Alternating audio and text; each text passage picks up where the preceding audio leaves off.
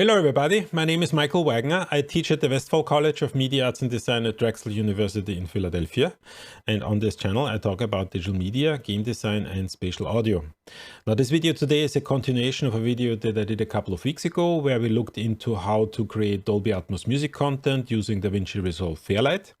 And back then a couple of you asked whether or not it is possible to use something like Waves&X for monitoring so that we could use a headphone solution to monitor the immersive nature of the 3D content and would not rely on a very expensive Dolby Atmos speaker setup.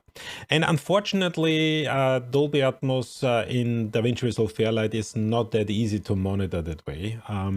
Actually, it's not possible at all unless you are on a Mac. You know, kind of if you are on a Mac, there are many things that you can do that you can't on a Windows machine. I know that the Windows people don't like to hear that, but that's the reality. Nevertheless, I'm on Windows myself, so I wanted to see if there's at least a workaround or at least something that we can do in order to create some sort of immersive experience based on the Dolby Atmos content that we created in DaVinci Resolve Fairlight. And I found one way to do that. It is a workaround. It is not perfect, by no means perfect actually. The way I'm going to do that is I'm going to downscale Dolby Atmos to regular surround sound, and then I'm going to take that surround sound, channel it to an external plugin host, and in this plugin host I'm going to use Waves&X in order to monitor it. So we will be able to monitor Dolby Atmos with Waves&X, Dolby Atmos in DaVinci Resolve Fairlight, monitoring with Waves&X. But it's not going to be Dolby Atmos. It's going to be downscaled to surround first, and we can then monitor the surround sound. And I'm going to talk about why we actually need to do that.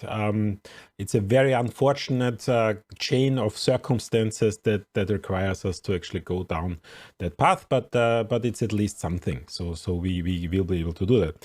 Now, I'm not going to talk too much about the entire setup here. Most of the things that I'm going to touch, I've already covered in some earlier videos. I'm going to list I'm going to list all the videos in the description below with some links so that you can see essentially how we set up Dolby Atmos in DaVinci Resolve Fairlight and how we used something like the virtual audio cables in order to route from the digital audio workstation into the plugin host that handles the rendering.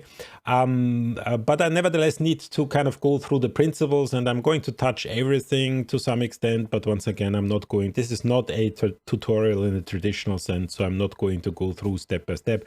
I'm just going through the individual bits and pieces and going to tell you essentially what needs to be set and what are the settings that we need in order to get this going. And as always, when we're doing Waves&X in Windows, there's a slight chance that somewhere in the middle of the video I need to interrupt the recording because the Waves&X is not connecting immediately.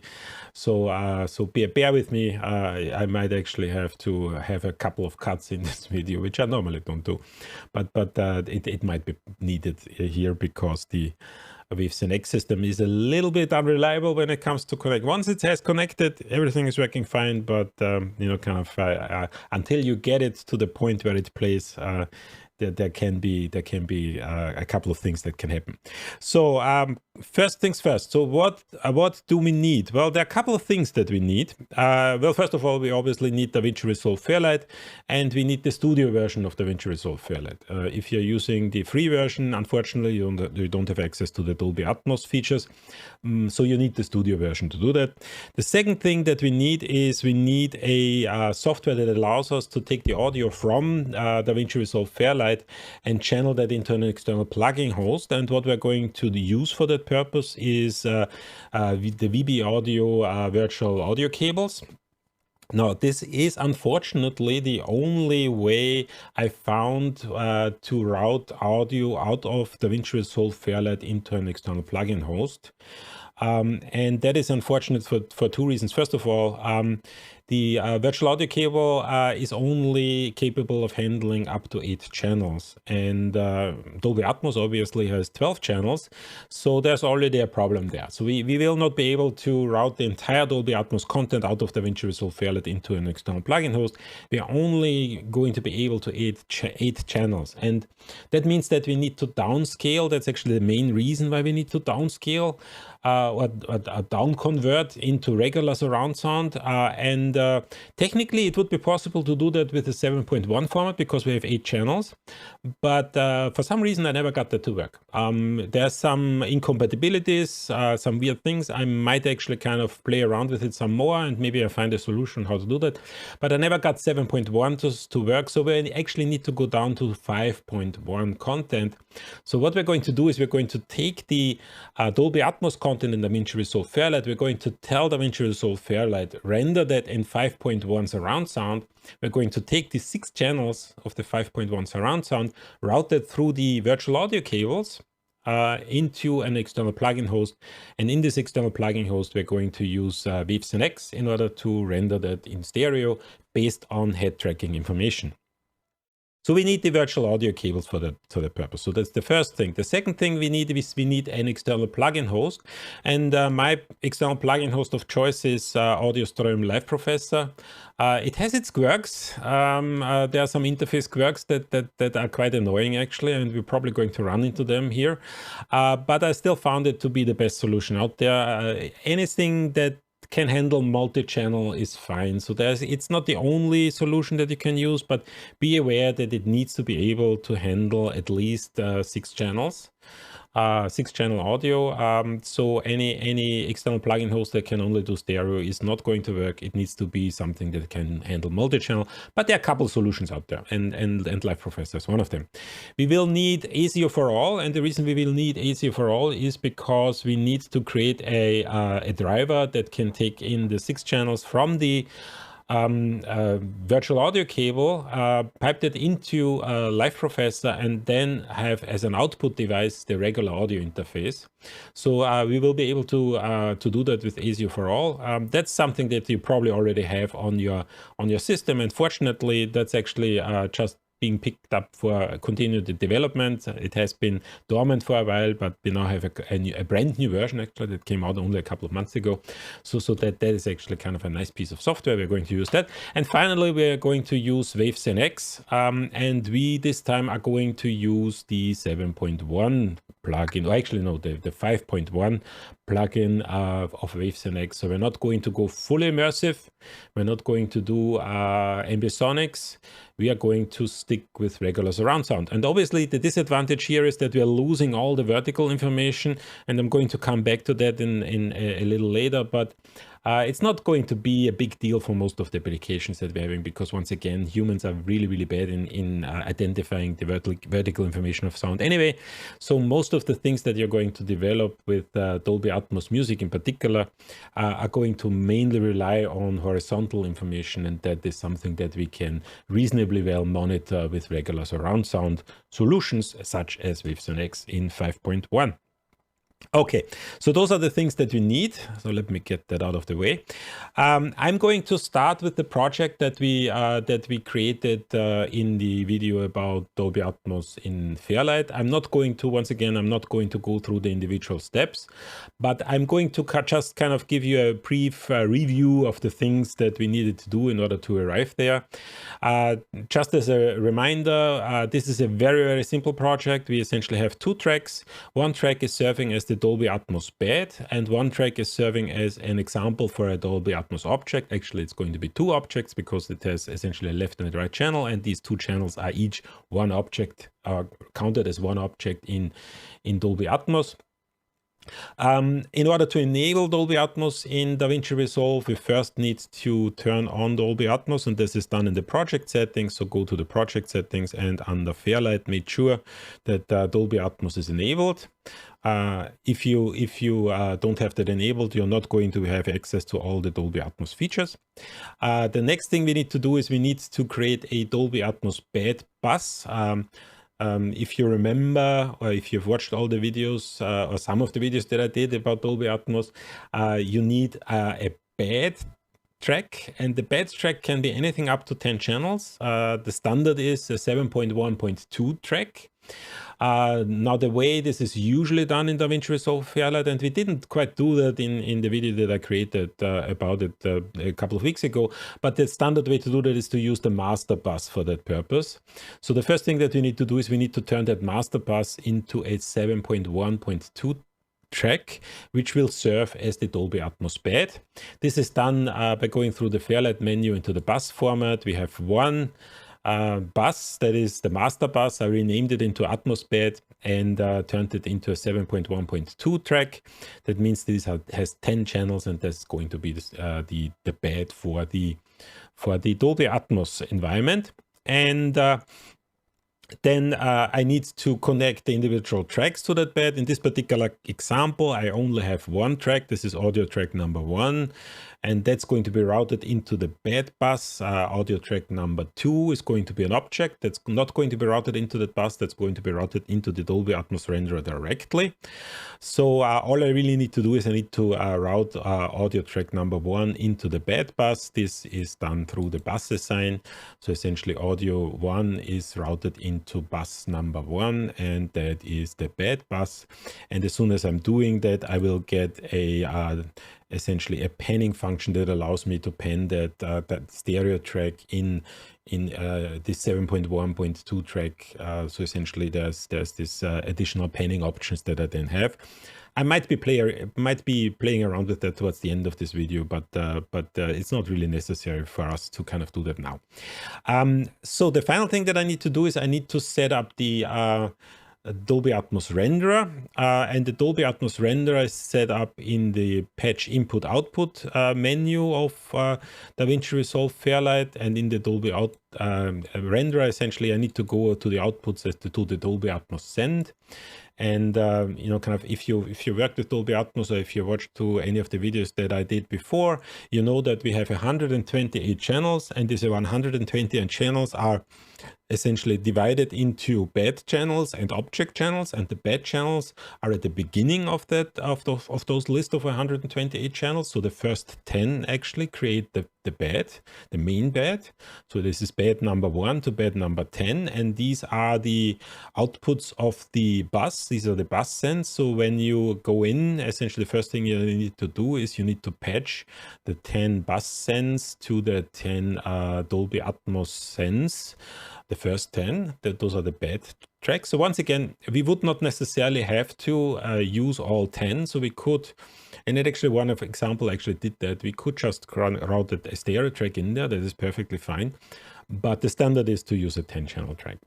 And then we also had the track direct, which is the second track, which is directly routed into the Dolby Atmos renderer. So the left channel into send number 11, so that's the first object, and the right channel into send number 12, that is the second object. I'm not going to use that object here. I'm just kind of adding that information so that you know what is going on here. The next thing that I need to do is because I want to route that audio out of DaVinci Resolve into the external plugin host, which in our case is going to be Live Professor. So the next thing I need to do is I need to prepare that routing that's going to take place. And for that, we're going to use the virtual audio cable. And there are a couple of things that we need to make sure that are set correctly. So let me first go into the control panel for the virtual audio cable that is called VAC control panel. And in the virtual audio cable, we need to make sure that the cable is accepting audio up to 48 kilohertz, 24-bit sampling rate, and it needs to be able to take in 8-channel audio. So we need to make sure that we have 48 kilohertz here, 24-bit here, and 8 channels here, and also make sure that the maximum number of channels for any thread is 8 here as well.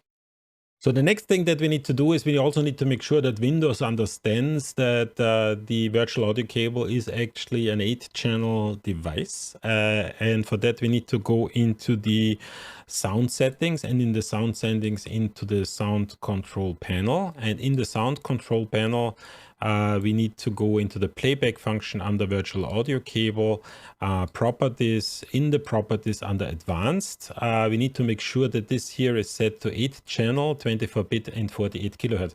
Now, the one thing that's really important is that if you set everything up here, you need to make sure that all these settings are identical. So please make sure that everything is set to 24-bit, 48 kilohertz. The solution that we're going to build is not particularly stable if it has to convert from 24-bit to 16-bit or from 48 kilohertz to 44.1 kilohertz. As soon as you have not set up everything completely identical, you will end up, or at least that's my experience, you will end up with crackling sounds and all kinds of artifacts. So please make sure that this is all set to 24-bit and 48 kilohertz, and we need to make sure that this is 8 channels. So in essence, it's the last option that we have here, and we're going to apply that. So that tells Windows that we now have an 8-channel device, and then we need to make sure that we can route the audio that we are creating in DaVinci Resolve Fairlight into that device. And for that, we need to set up a second monitoring option in DaVinci Resolve Fairlight. Now, how is this done? Well, this needs to be done in the channel preferences of DaVinci Resolve. In the preferences, you need to go to the video and audio input output. And in the video audio input output, you have the option to add multiple monitoring solutions. So let's say you have like a stereo pair of speakers and you have a 5.1 speaker setup, or maybe a Dolby Atmos speaker setup. You can have multiple speaker configurations here, which are each attached to individual audio interfaces, so that you can simply switch between your monitoring setup. And that's essentially what we're going to use here. We're going to set up a second speaker configuration, which will use the virtual audio cable as their virtual speaker setup. And essentially for that, we need to change here to manual. In manual, essentially, in addition to main, we're going to set up a second set. Now, I called it WaveSenX. Feel free to call it any way you want to. The important thing here is that it needs to be set to a 5.1 format. Once again, technically it should be possible to do that with 7.1 because the virtual audio cable can take in 8 channels. However, I never got that to work correctly. What would always happen is that something would downscale to 5.1 and then upscale again to 7.1, which essentially means that the surround speakers would not be completely correct. Or the audio that would come from the surround speakers would not be completely correct. That would not make a whole lot of difference for regular surround sound, but if you're trying to essentially create a workaround to monitor fully immersive audio, it actually it makes a difference. So it is actually better to use 5.1, and maybe I'm going to play around with that in the future. Maybe I find a solution to that, I don't know. But with 5.1 it works. So let's just use 5.1, even though that is a little less quality that we were possible, or that should technically be possible. The device we're going to use is the virtual audio cable, and the individual channels. We also need to set that up: left, right, center, the low frequency effects channel, the left surround, the right surround. We essentially simply set that to the first 6 channels in the virtual audio cable, and you can simply use the ordering. The ordering is perfectly fine. So the first is going to left is going to the first channel, right is going to the second, center is going to the third, and so forth until the right surround is going to the 6th. Once you've done that, you click on save. If you're switching from the automatic setup to the manual setup, it asks you to essentially restart the DaVinci Resolve. I've already done that here, so essentially in my particular case, everything is already set up that way. Now, once I have done that, essentially I get additional options here in the transport control of the Fairlight page. And we've never really talked about that in the previous videos, but one way to really know that the Dolby Atmos renderer is working is that if you have the Dolby symbol here active in the transport page. So if I'm clicking here, essentially I have 2 options. I can either monitor Dolby through the Dolby's renderer, or I can monitor the master channel, which I renamed into Atmos Bed. Now I'm going to select Dolby because obviously I want to monitor what's coming out of the Dolby renderer.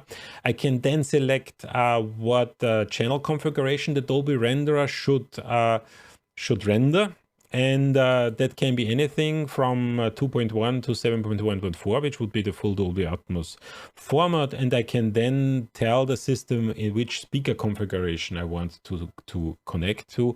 So, for example, if I'm choosing main, it would go out to the regular audio interface. So that was my main setup.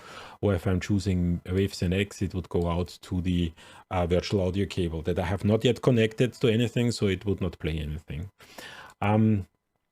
And essentially, when you do that, just make sure that you select the correct channel configuration here, because we want the Dolby Atmos renderer to actually mix that to a surround format, and in order to make sure that everything is rendered correctly. So we're going to come back to that a little bit later. So that's really everything that I had to do in Dolby, in DaVinci Resolve. So the final thing that I need to do is I need to go into the Live Professor, and for that I'm going to open up Live Professor. And a couple of things that I need to do in Live Professor before I can start. The first thing is I need to go into the options, and I need to essentially select the easier for all device. And the easier for all device, once again, we need to select 48 kilohertz in order to make sure that we don't get any artifacts. And in the control panel of the easier for all device, I need to make sure that the output is set to my regular audio interface, and the input is set to the virtual audio cable. And as you're doing that, play around with the buffer settings, because this can be a little leaky and can be a little tricky in order to set that up correctly. I found that I need to set the buffer settings quite high on my system. It's probably not going to be able to handle that much audio with lower buffer settings. So I need to at least have, so as you see, I have like 2048 buffer setting, which is quite high. But kind of for the purpose of this demonstration, it essentially works fine. And for my audio interface, I also need to enable the hardware buffer. If I don't do that, essentially it's also going to crackle like crazy. So that's that. And then essentially, as soon as I have that, I have in the Live Professor via layout, I have the 8 inputs. You don't have to worry about anything that's going on here. We're not going to use any of the media stuff here. So what we have here is the 8 audio inputs that come from the virtual audio cable, and the 2 audio outputs that are going into the audio interface. And what I want to do is I'm receiving a 5.1 signal. So the first 6 channels are going to bring in the 5.1 surround sounds signal, and I need to convert that into a stereo signal using my head tracking solution. So I'm going to insert a plugin that can do that, and obviously that is Waves NX. So let me add a new plugin, and I'm going to add NX, the 5.1 to stereo. That makes things easier. It doesn't really matter which one, 5.1 or 5.1 stereo. I'm going to use the 5.1 stereo version here. And that's going to do a couple of things. First of all, it's going to open up the Waves head tracker application. Once again, that needs to be open all the time. It's going to open up the plugin. Now, there's a little bit of an interface glitch here, and I honestly, this can be very annoying, but usually what's happening is as soon as this plugin receives tracking information, it will actually re-render correctly. So, but for now, this is fairly unusable, but let's see. Let's hope, let's hope it's essentially, it's rendering correctly once we have everything set up. But I don't really need that right now. So let me just close that again. And I need to just make the connection. So once again, the first 6 are going in there. The ordering is already correct, so we don't really need to worry about that. So these 6 are completely correct and in the correct order, and the 2 outputs. I now have the signal path complete, and I have not yet set up the head tracking, but the audio is already kind of routed correctly. So essentially what I have is I am taking the Dolby Atmos content, I'm moving that through the native Dolby Atmos renderer, converting that into 5.1 audio, sending that out to the virtual audio cable. In the virtual audio cable, it's going through the ESU for All driver into the Live Processor setup. In the Live Processor, it's then routed into NX. It's there converted into stereo and then kind of sent to the audio output. So if I'm now playing the audio, I should actually hear everything correctly. Once again, without head tracking yet, but everything should at least render correctly.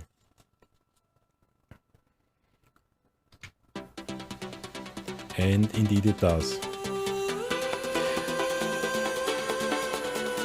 Now, when you first set that up, it quite often happens that there are all kinds of crackles going on, and essentially the system is not. It feels a little unstable. What usually helps is restarting either DaVinci Resolve Fairlight or Live Processor. Once essentially everything is set up and everything is ready to go and it's working, it tends to be very, very stable. It's just for whatever reason. When I set it up for the first time, it quite often happens that it crackles a little. It's almost like the system needs to learn essentially what it's supposed to do here. But essentially, once you a restart usually kind of solves the issue.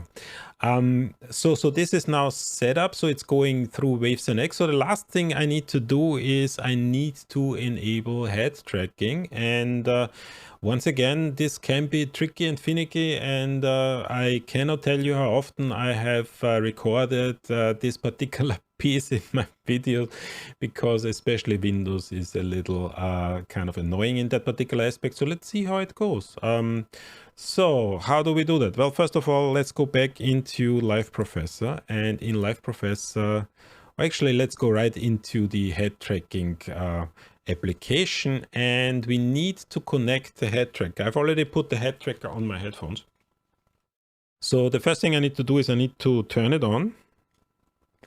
So until I'm getting that blinking blue light. Now, if you would be on a Mac, and that's one of the annoying things really, that would immediately connect with the Waves head tracking solution. So that essentially there's nothing that you have to do on Windows. For whatever reason, I always need to additionally connect the Waves and NX head tracker in the Bluetooth setting. It does not remember it. It could be my system. I don't know. If you have different experiences, I would like to learn about that. But on my system, it generally doesn't do that automatically. So let's open the Bluetooth settings and let's add the Waves NX tracker. Here we have it. It's connecting, and let's hope that it is connecting successfully. It is. Let me go back and just kind of click away that done here. And then it should appear here. So let's wait for a bit. And here we go. I have no clue why it takes that long. It has now connected, and yeah, and it is tracking.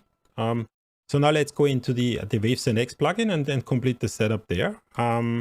So I've already have the head tracking. The interface is still kind of set up incorrectly, but I see that my head is tracking correctly. And let me just play that audio again.